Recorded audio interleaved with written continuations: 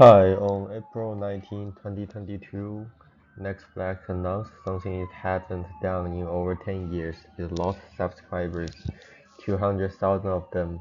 The stock dropped 35% of the next day, and about $50 billion in market cap was wiped out. In the next 9 minutes, I will walk through how I, as a data analyst at Netflix, would translate that crisis into a data-driven problem. What dataset I'd use, what vary rival, and what actually recommend. So here is the headline number: minus 200,000 subscribers in Q1 2022. Netflix own letter to shareholder attribute the slowdown to four interrelated factors, and you can see them on the right. First, broadband saturation. Major markets are near peaks household penetration. Second, password sharing. Around 100 million households watching out paying. Third, competition. Disney Plus, HBO Max, Amazon Prime, and Apple TV had all scaled out. So, and fourth, macro factors. Inflation, FX, and the Russia exist alone cost 700,000 subs. But look at the regional split. US and Canada lost 640,000. EMEA lost 300,000. Latin America 350. Asia Pacific was the only region that grew, adding over a million subscribers. That estimate matters for everything I will show you next. So here how I reframe this business challenge as a measurable data problem. How can Netflix use a content catalog, market performance, and a competitor data to diagnose where subscriber significance is coming from by region, by content type, and relative to competitors, and identify the letters to restore growth? The business objective is to reverse the decline and protect average revenue per member. Since we are using a public data, the target variable are process, catalog, geography, stock price as a market confidence signal, and the catalog scale varies competitors. The stakeholders are content strategy, regional growth, pricing, and the investor relations because the recommendation will span all four. So I use three public datasets. Dataset 1 is Netflix titles dataset from Cargo, about 8,800 titles, crucial by Basana, and it's appropriate here because our question is partially about content strategy and rational coverage, and this dataset exposes both directly. Dataset 2 is Netflix daily price from Yahoo Finance, January through May 2022. The article's headline is price and volume climb, so we need two actual series to quantify it. Dataset 3 is competitors' catalog size for Disney Plus,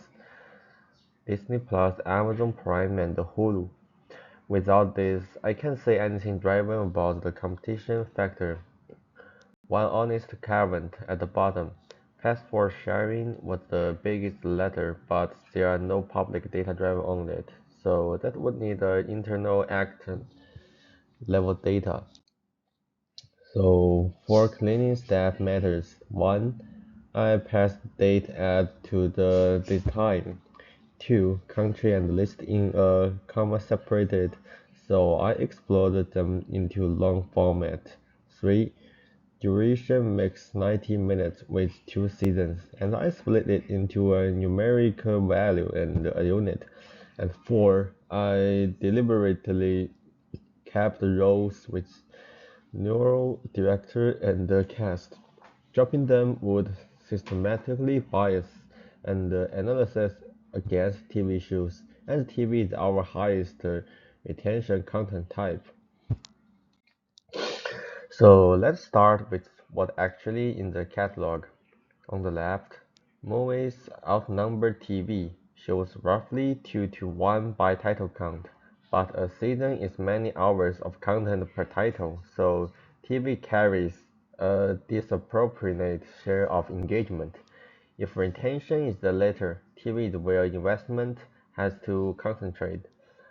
On the right, the geographic distribution, the United States dominates, followed by India and the United Kingdom, Japan, and South Korea. Now remember what I said on the slide 2.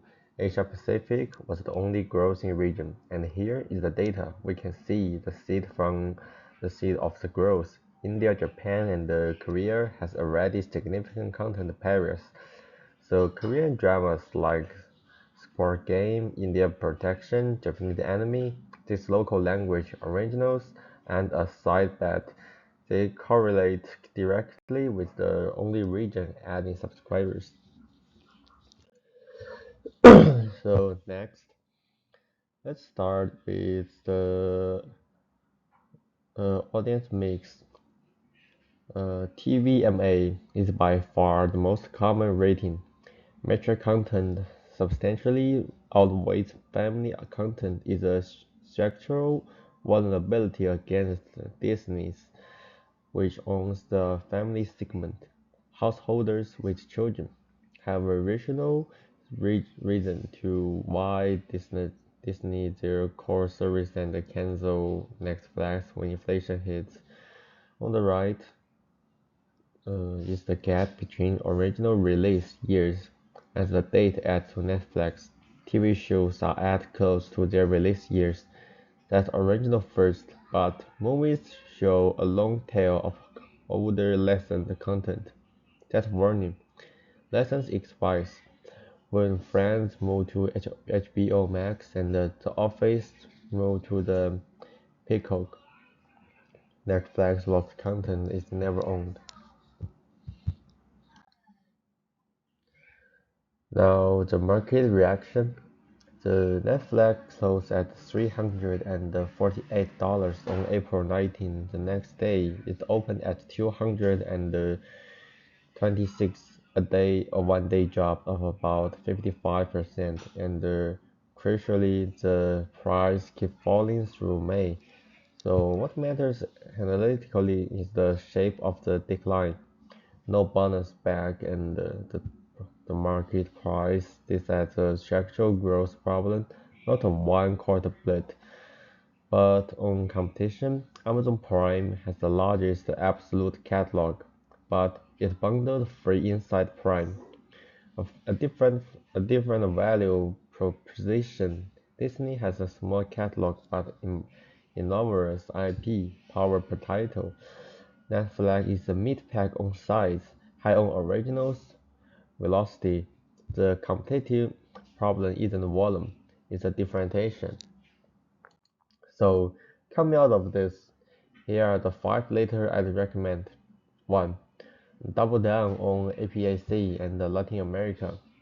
Accelerate local language originals and extended the South Drama playbook to Latin America, which is also declining. 2. Close the family content gap. Either greenlight more family originals or position the ad support title as a family-friendly or alternative to Disney, capturing chunking households rather than lose them. So 3. Pre-prioritize TV series renewal over new lesson movie. Owned rewatchable series driven retention. A renewable dollar beats a lesson movie dollar whose right expires in 2 years. Fourth, rebuild the investor narrative. Commit to quarterly KPIs on ad title, sync apps, sharing conversation, APAC ARM, and the engagement hours, and publish them. 5. On the IPs, don't rent it. Shift spend toward on the franchise with spin-off potential. Believes the long tail isn't defensible. So, to be honest about limitation, public data can tell us about password sharing, regional ARM, or viewer engagement. Those are all internal, and the catalog snapshot runs through late 2021, so 2022 additional and captured. Natural next step are coherent retention by sign region, Venegas to pay by household type and or A/B test on a family target at tier page. Bottom line, Q1 wasn't a bad quarter. It was the market signaling and the old growth engine mature. But the data also points to a new one. Asia Pacific on IP and the smarter pricing menu. Those are actionable and they are measurable. Thanks for watching.